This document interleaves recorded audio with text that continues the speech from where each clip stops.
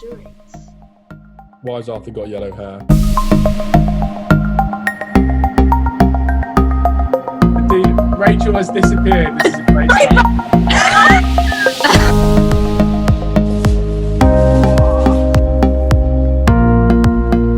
Hi guys, and welcome to Amplified, back for week 3. Can't believe how quick this has gone, and welcome back. We're so great to have you with us.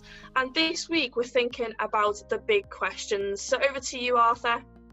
Your first big question, everybody, might be, why's Arthur got yellow hair? You need to look at the previous video to see why I've got yellow hair. It's not fun, not pretty, and it's very yellow. But anyway, big questions. We're talking about big questions with Jesus.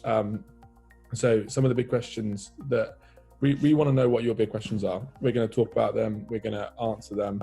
So next week, there's going to be a time dedicated for us answering any question that you think of, say, and we want to try and answer them all. But we're going to just quickly chat about some of our really big questions at the moment.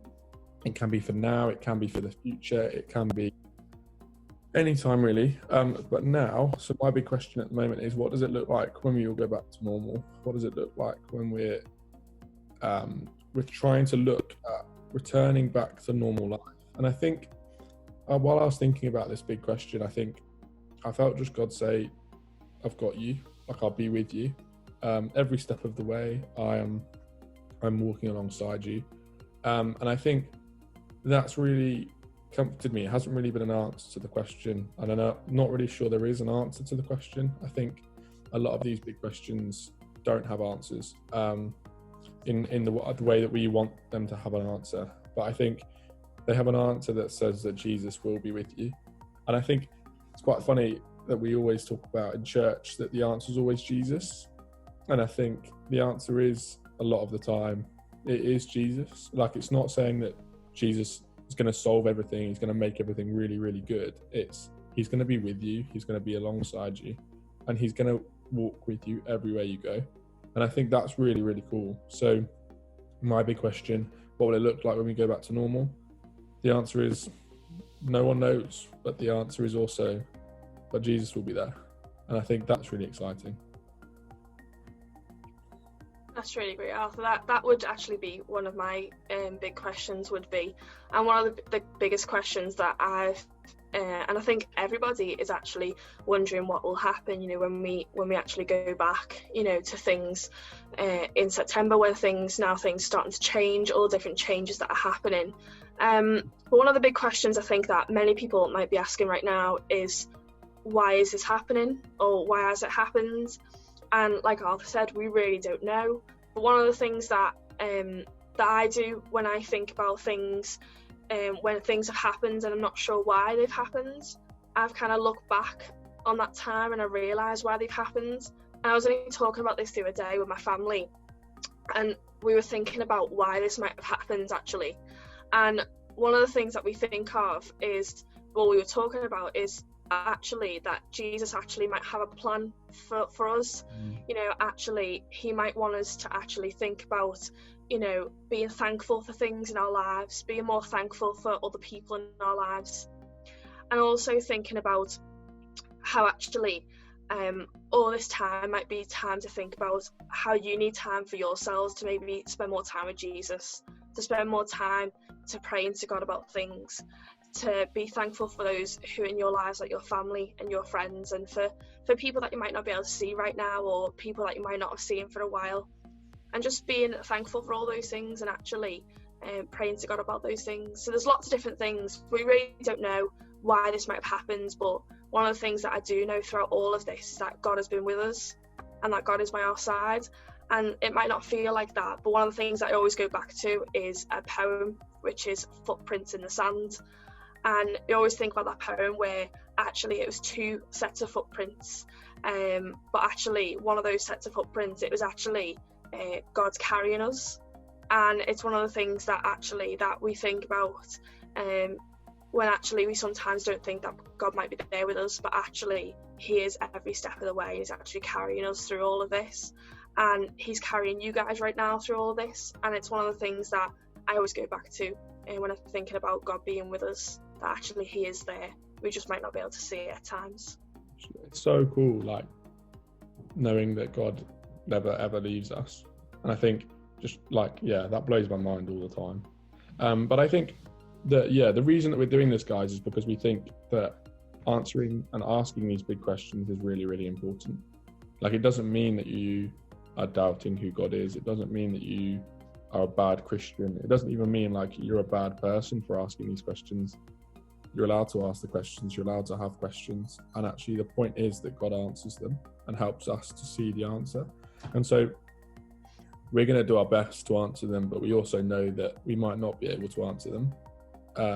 But we want to know what your questions are. What are your questions? It can be literally anything. Arthur, why did you decide to dye your hair yellow? It can be, why have you got a blue shirt on? But it also can be things like what's going on in the world? What's going on in the world? How do we deal with politics and Jesus? Like massive questions that we can't even begin to answer. But we can just have a conversation about. We're gonna open our Bibles next week. And we're gonna bring some of the team in, and we're just gonna have a chat about all the things that are going on in the world. But more importantly, the questions that you ask. So make sure you put your questions in the comments, or let the leaders know in whatever way you normally do, and we will get them sorted next week. Really exciting. I can't wait. It's going to be good. It's going to be good. Brilliant. So, we've got some other news, haven't we, as well? Lots of other things going on. Lots of other things going on too. So,